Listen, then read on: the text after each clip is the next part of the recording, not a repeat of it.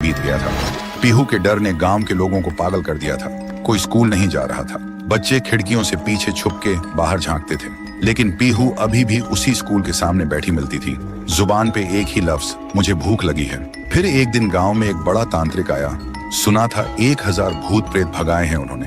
तांत्रिक गांव में कदम रखते ही एक आदमी से पूछा, ये गांव इतना शांत क्यों है? आदमी बोला, हमारे गांव में एक छाया घूम रही है जो मुझे भूख लगी है बोल के इंसान को निकल रही है। तांत्रिक ने आंख बंद की और जो देखा वो चौंक गया। फिर उन्होंने गांव वालों को बुलाया और बोला, वो बच्ची की आत्मा किसी वस्तु में बंद है, हमें उसका असली घर ढूंढना होगा, वहीं कुछ मिल सकता है।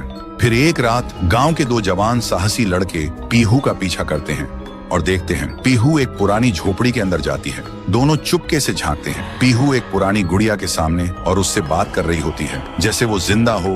दोनों देखकर चौंक जाते हैं। फिर अगली सुबह वही 2 लड़के झोपड़ी में जाकर वो डॉल उठाते हैं और ले जाते हैं तांत्रिक के पास। तांत्रिक डॉल को देखकर चिल्लाता है, यही है, इसी में बंद है वो बच्ची की आत्मा, इसे आग में जलाना होगा तभी सब खत्म होगा। फिर रात में तांत्रिक गुड़िया को आग में डाल के हवन करता है, जोर जोर से मंत्र जप करता है। तभी एक भयानक चीख गूंजती है, मैं भूखी हूँ।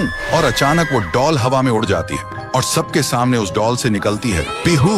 और जिन लोगों ने उस डॉल को छुआ था उनके शरीर एक एक करके पंडित जैसे फट जाते हैं। ये सब देखकर तांत्रिक भागने लगता है, लेकिन अचानक रास्ते बंद हो जाते हैं। वो पलट के देखता है, उसके सामने खड़ी होती है पीहू और वो बोलती है, तू मुझे जलाना चाहता था, अब तू जल। एक ही सेकंड में तांत्रिक के शरीर में आग लग जाती है और वो जलकर राख हो जाता है। उस रात के बाद गांव वालों को सब समझ आ गया था। पीहू ने सिर्फ उन्हीं को मारा जिन्होंने उसे दर्द दिया था, भूखा छोड़ा था। बाकी सब लोग ठीक थे। अगली सुबह गांव के सब लोग पीहू के सामने खाना लेकर आए और रो पड़े। बोले, हमें माफ कर दो, हमने तुम्हें भूत नहीं समझा, लेकिन तुम तो देवी हो जो सिर्फ भूखी थी। पीहू ने एक मुस्कान के साथ थाली में से एक निवाला उठाया और जैसे ही उसने वो खाया, उसका रूप हल्की रोशनी में बदलने लगा। फिर वो हवा में मिल गई।